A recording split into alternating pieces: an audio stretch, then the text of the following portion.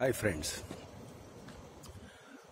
I'm going to read the judgment of Mathew Nedumpara's Contempt later on tonight, and I'm also going to read the writ petition which was filed, and let us just look at its merits. So what we are going to do is see what it is that the Supreme Court has overlooked. And I'm also going to read a complaint which has been very eloquently, very beautifully drafted complaint by Bar Association. I think it is Bar Association of India.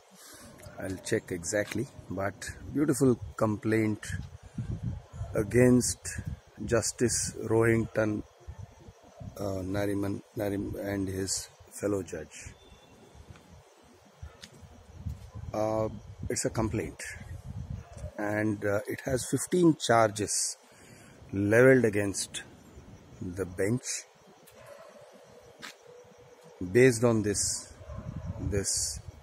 infamous judgment, and I'm going to read those points to you. Now, before I do all that, I'm going to discuss some aspects of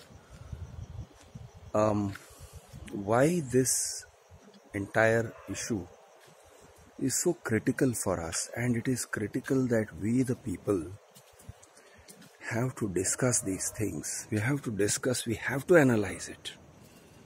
And I'm saying this at risk of contempt. I keep saying this again and again in various videos.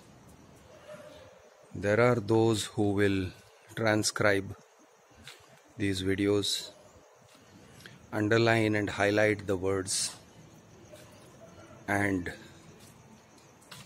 some of these words will come back to haunt me as show cause notices for contempt. I am already being sued for contempt, criminal contempt, and I know that, and aggravated contempt as well for that matter. So I am quite acutely conscious that these words can and will be used against me, and quite honestly, I'm glad that I will have my day in court. I'm glad that my words will be subjected to the scrutiny of the courts, whichever court that may be, whether it is High Court or Supreme Court. And I'm glad that my words, my videos, the fact of my publishing these words will enter into public document. Once it is a case against me, the transcript will become a public document. It's not just going to be on YouTube. And my defense will also be a public document. I want that to happen. And my defense is not going to be aimed at keeping me out of jail. No. My defense is not for keeping me out of jail. I'm saying this now. I'm making a promise. I'm making a commitment publicly. I will not apologize.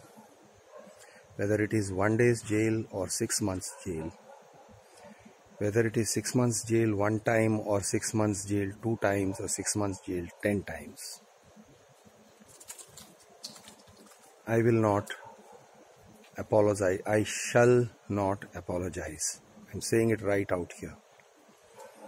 And here is the reason why.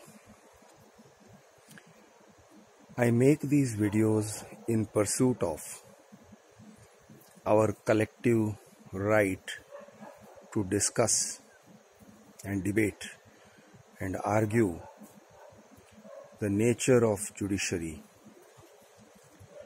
the place where it has come today. Openly, we need to discuss this.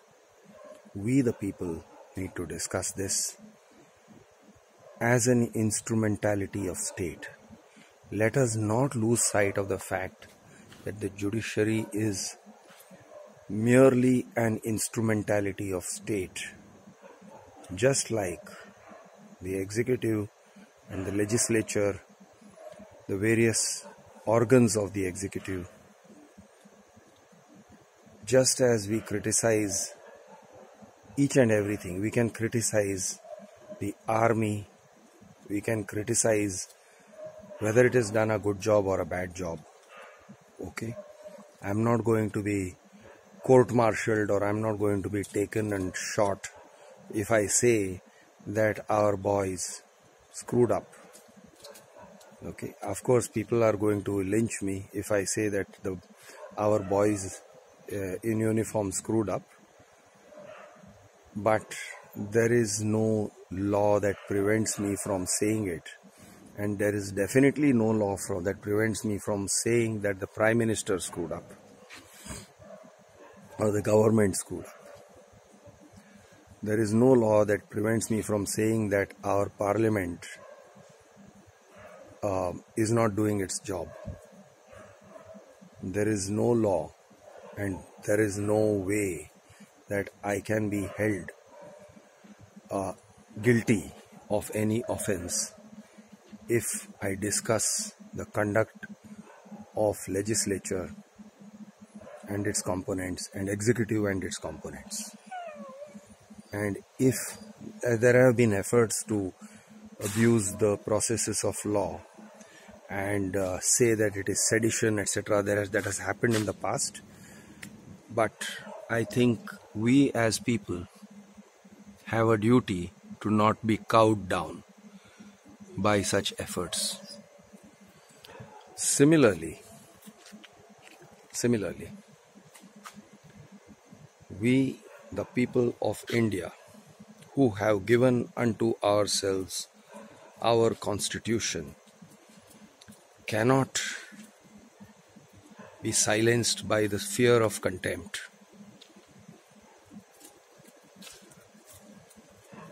And we shall not be silenced. And let me tell you guys, let me share with you my logic in this whole thing. I am a 53-year-old activist. I'm 53 years old. Quite honestly, I'm actually very eager to, shall we say, leave my legacy behind. I don't know whether I'll have enough energy to be a very activist when I'm 60. I don't know. I hope I am, but I don't know whether my body will be supporting me, whether my mind will support me. Quite honestly, as a 53-year-old activist, I'm impatient for change. I have seen activists frustrated. I have seen the citizens of this country frustrated. I have seen the efforts that people make for bringing about changes and reforms frustrated at the altar of the judiciary. I'll repeat this. I have seen the efforts of my fellow activists and people who may not be activists, who are just victims of the system, including builders for that matter, frustrated at the altar of judiciary. When all else fails, we come to judiciary. When every remedy has been tried and it has not succeeded, people file writ petitions to get relief. People don't come to civil courts lightly. They don't seek judicial remedies lightly. They seek it after all else has failed. I'm speaking about the common man. But the story is different for the rich and the powerful and the influential. The rich and powerful and influential and governments, administrations, use the judiciary as their first resort. They come to the judiciary lightly because they've got the money to do so, because they have the crores of rupees to spend on senior counsels and seek interim orders and reliefs which squash the common man. They seek it lightly, and it is given lightly by the judiciary. For the common man, it is an uphill task. For the rich and famous and influential, it is a downhill task. It is easy because of senior counsels,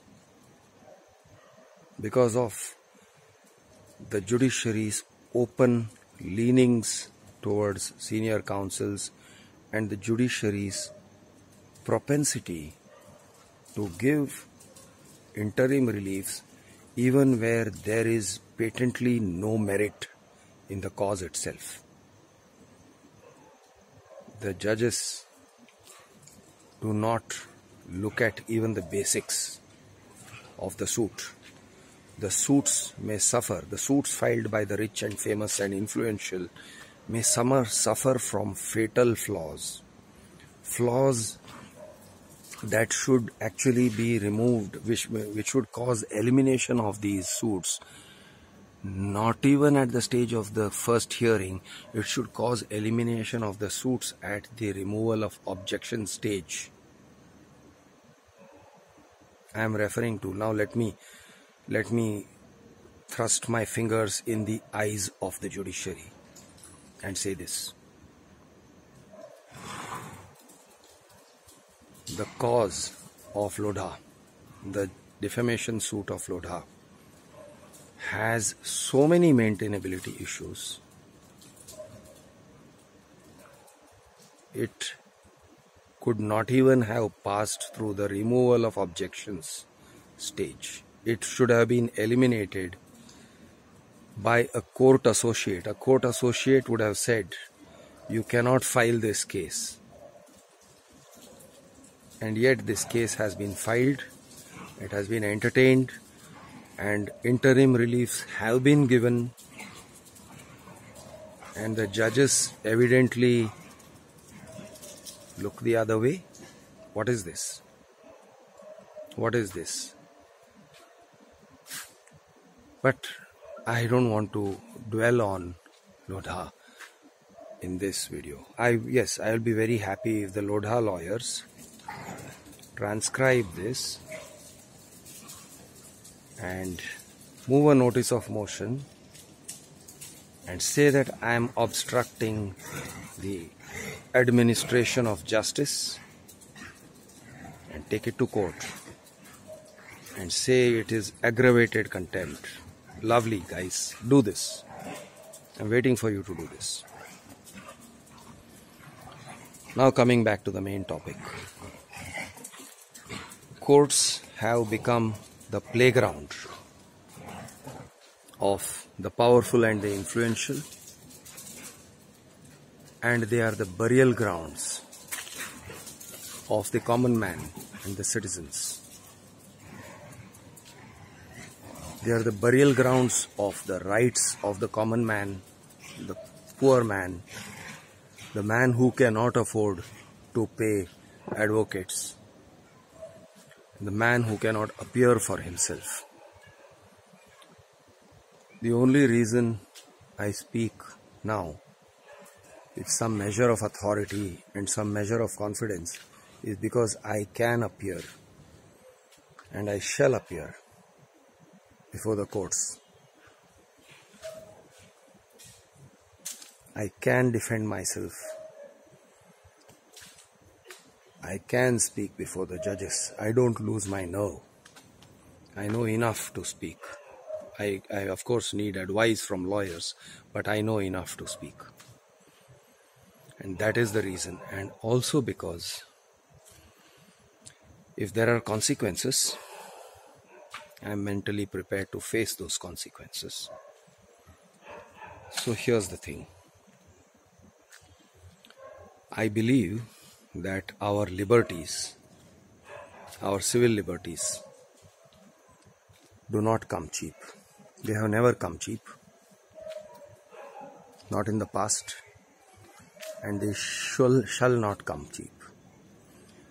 So when we fight for an accountable judiciary, it is basically a fight for our civil liberties as citizens, including the liberty to discuss about the judiciary. That's a civil liberty. It is possible that we have to pay a price for these civil liberties. The price of going to jail, the price of being litigated against, maybe endlessly, the price that our family pays of suffering the stress of all this. We have to pay the price. And I'm saying this to all my fellow citizens. You want a good judiciary. You want a clean and accountable judiciary. You don't want the arbitrariness of judges. You don't want the tyranny of senior counsels. Then be willing to pay the price. Be willing to go to jail. Be willing to speak out in the open. Be willing to stick out your chin and tell the authorities, you want to hit me on the chin? Go right ahead. Hit me. Come on. Give me your best shot. And after you've finished hitting me and I've fallen down to the ground, I'm going to stand up. And I'm going to take my turn at it. Because after you have jailed us, when we have come out of jail, what are you going to do next? I'm saying this to all the judges. I'm saying this to all those forces of the judiciary which seek to suppress the voice of dissent. After you have jailed us, after you have sent us to jail, be it for 6 months. That's the maximum term, I believe, for contempt. You can repeat it a few times. You can have different cases. You can have us arrested in different states. Yes, that is a possibility. You can have us jailed in different states. You can do that. We are going to enjoy our stay in government guest houses. And after you have exhausted yourself by sending us to jail, you can give orders. Yes, of course, you can do that. You can be vindictive and you can give interim orders and reliefs and have our properties attached and do all those things that strike fear into our hearts. You can do those things. You can, wherever our litigations are, you can finger us and screw us on those litigations. And we know that you, the judges, are vindictive enough, mean-minded enough to do so. So you will do that. You can do that. But after you are done with doing that, you can't shoot us, right? You don't have the power to shoot us, do you? You can't hang us, right? You can't keep us behind bars forever, right? So we are going to emerge from behind bars. And then we are going to speak again. And what are you going to do? I say this to all my fellow citizens. And I say this to the legal profession especially, because legal professionals, lawyers, I say this also to litigants who are familiar with the system, familiar with the shortcomings of the system, because they suffer the shortcomings of this system. So I am saying this to all the litigants and the lawyers. Guys, there is a battle we need to fight to secure our own civil liberties. Please take up this battle. This battle doesn't have to be fought with guns. This battle has to be fought with the power of your speech. You just have to speak out. Stop mincing words.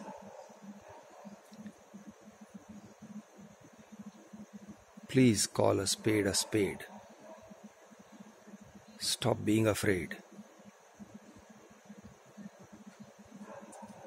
Observe the injustices that are being done to you. And ask yourself the question,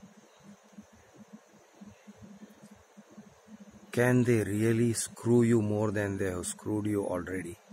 Can they? Because I think you have been screwed plenty already. I say this to people who have, various kinds of monetary stakes. You have got civil cases. I know people who would speak out, but they are afraid because what will the judge do? One adverse order, and he is going to cause ruinous harm to me. This is the reason people don't speak out. Lawyers are not speaking out because they say, here's what a lot of my lawyer friends say in private conversations. They speak out. They rail against the system of senior counsels. They say that judges listen to senior counsels and they don't listen to them. They say injustice is being done, but they don't speak out. You know what they say? The reason for not speaking out. They say, I'm afraid that the judge or judges in the court where I practice can ruin my practice. He can start giving adverse orders, and word will get around very quickly among my clients that this advocate keeps getting adverse orders, and my clients will run away and my practice will fail. A lot of lawyers say this. I ask a lot of lawyers, why do you keep saying, "My lord, my lord, I crave your leave"? There are these shameful phrases. I am in your hands, my lord. I have heard some fairly senior people, senior counsels, not senior counsels, but I have heard counsels use this expression, I am in your hands, my lord. And I ask, let me say this in Hindi, बेटा क्या तेरे गोटे जज के हाथ में हैं? Is that what you are saying? I am in your hands, my lord. What am I supposed to imagine? Has the honorable judge got his hands on your testicles? What is this I am in your hands, my lord, that you speak of? But they say this without any irony. I'm surprised. They use these phrases, these craven, slavish phrases. What are you doing? What are you doing? Where's your professional pride? Does your professional pride not suffer when you say these things? When you write these things in your applications and in your recipe and in your writ petitions? Doesn't your professional pride suffer? Have you become so habituated to the language of slavery that you cannot come out of it? Have you lost sight of the fact that you are supposed to speak on behalf of your client without fear or favor? But you continuously fear the judge because you continuously seek favors from the judges. You seem to be not seeking the legal rights of your clients. You seem to be seeking favors from the judges at all points of time. It's favors you seek. And your language says it so loudly. You keep saying, "Obliged, my lord," and you keep ducking your head. Are you not ashamed? Have you not grown tired of doing this? The younger ones may be forgiven for doing these things, but people turn old, they get white hair. Are you not ashamed of ducking that grey head of yours? Bowing, scraping. I am going to urge the legal profession, please, for heaven's sakes, for the sake of your own self-respect, please stop this bowing and scraping. Please show that you have some balls. Please raise the level of the bar. Raise the bar literally. You represent the bar. I believe the bar and the bench are supposed to be at par in some sense of the word. The bar and the bench and the litigants together constitute the court. It is not only the bench that constitutes the court. It is the bar and the bench and the litigants. The three of them have to come together, and then that's the court. Why have you lost sight of this? Why do you act like it is only the bench that constitutes the court? And when you keep saying this honorable court, this honorable court, this honorable court, what are you saying? You are referring only to the judges. What about you? What about your stature? Where is your professional pride? Where is your pride as citizens? Where is your pride as Indians? Is your pride only something you flash and wave around when you talk about, I don't know, you say that we have to go to war against Pakistan and make all kind of jingoistic statements? Is that the only time you will show pride? There you show a lot of pride, but there you don't have to go to the front. You don't have to take the bullets. So it's all very well to say, let the army go and fight against Pakistan and all those invade Pakistan, and they do all the saber rattling there and all the jingoism. What happens to your jingoism? You don't have to take up a gun. Just learn to grow a pair of balls and talk like a man. Talk with some pride to the judges and to the common man. Here's what I say. Stop being afraid to be wrong. You may be right, you may be wrong. But there is nothing more wrong than your slavish silence. You may not agree with my views, fair enough. You may have your own views of the judiciary, fair enough. That's good. You have your own opinions, that's great, that's fantastic. You may think that the judges are doing a great job, fantastic, say so. You may think that the High Court is doing a great job and Supreme Court is doing a great job and the judges are doing a fantastic job, then say so. You may say senior counsels are doing a great job, say so. Have the balls to debate. Debate it. Say it in the public domain. Say what you think, learn to say what you think and mean what you say. Stop mincing words. And for heaven's sake, break this silence. Because this is a conspiracy of silence. And the judiciary has run amok, has gone out of control. It is beyond accountability, it's beyond transparency. The judges, the senior counsels have hijacked the judiciary. They have made the common man afraid of their arbitrariness, their lawlessness. If nothing else, if not in public interest, if not in national interest, please at least in your own interest, in the interest of your own family, who may someday have to go to judiciary, in the interest of your own children, who will someday, either as respondents or as defendants or as plaintiffs or as claimants, go before the judiciary, go before the courts.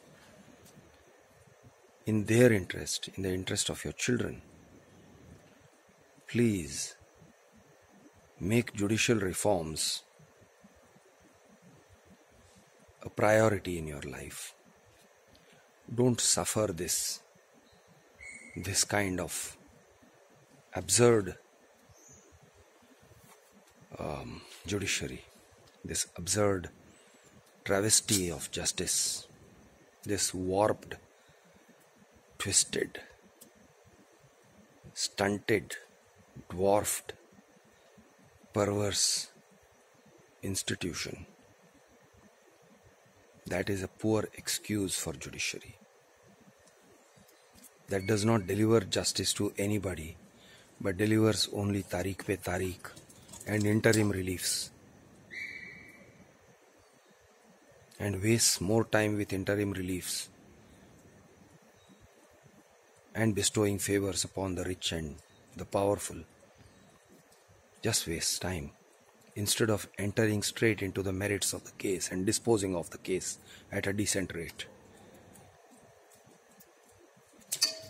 This warped institution, this perverse institution, which seems to think that it is there only for conducting business as usual every day. Just business as usual, going on doing what it does, mindlessly, brainlessly, following a bunch of procedures, without self-examination, without introspection, without the effort to deliver true value to the citizens. Please, please reform this system. At the very least, please break the silence. Speak out. Please.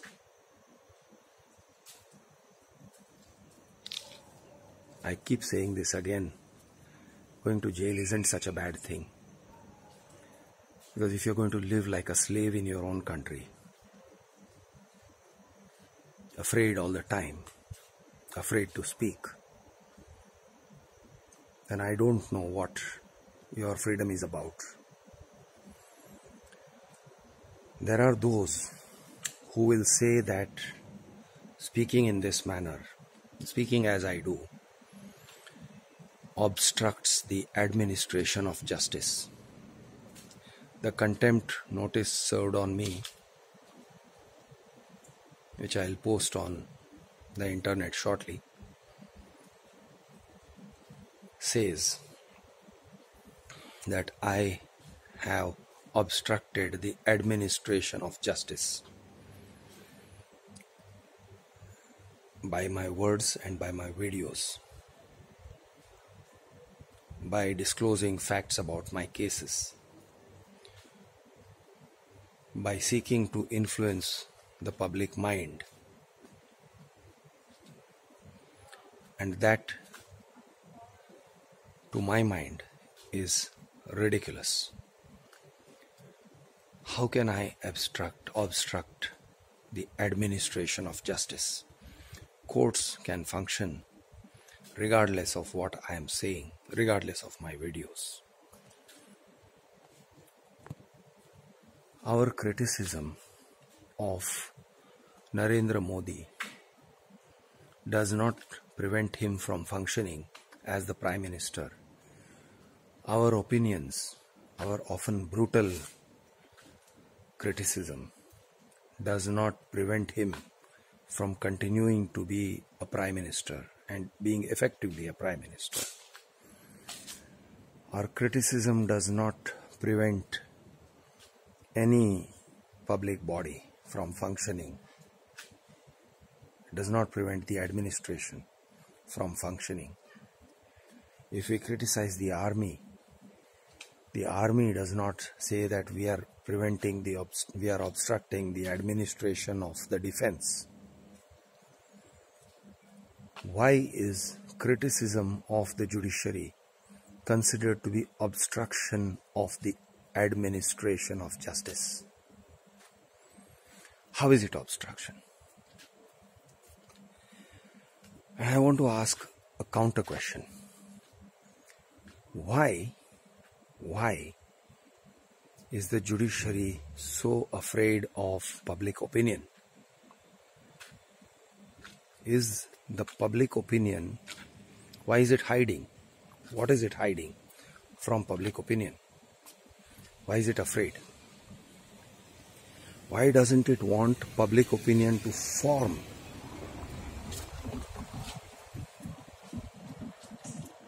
Why does the judiciary not want us to form a public opinion by discussion out here in the open?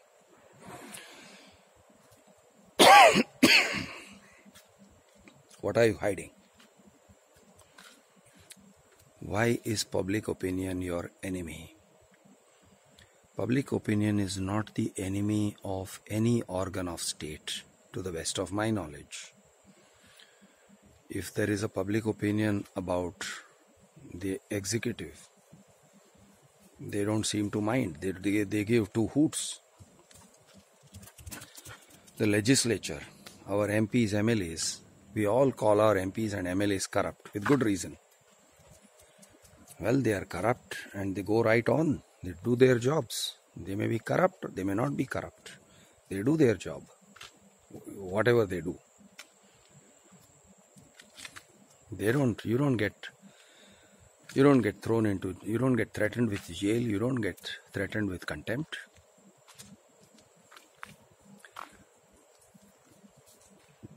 So what is wrong with having a public opinion about the judiciary?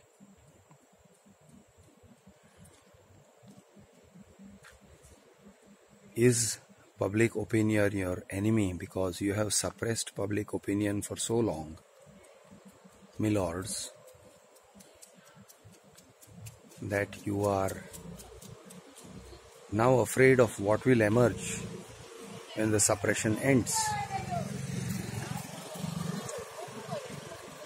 Do you feel you are sitting on a pressure cooker that is about to explode?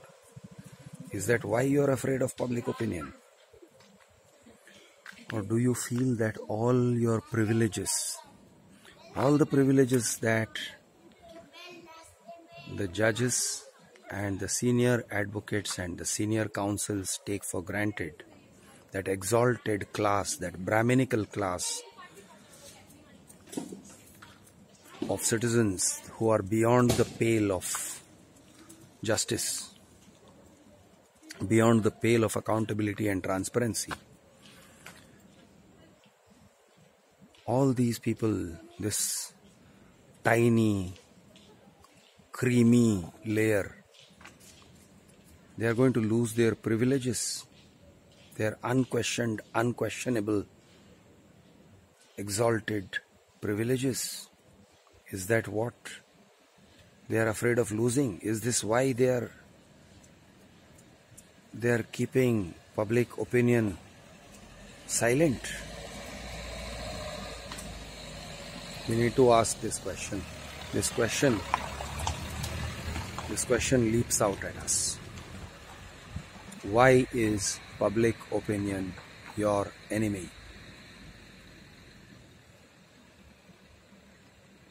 Answer this.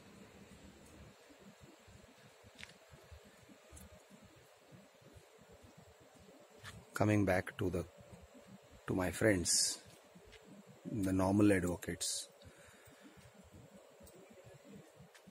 my citizens, my fellow citizens, normal common people, and journalists who have ceased to speak of the judiciary as an organ of state. There are a small number of people who do speak, who do write, but most people seem to have fallen silent. It is you who must bring the change. It is we who must bring the change. It is we who must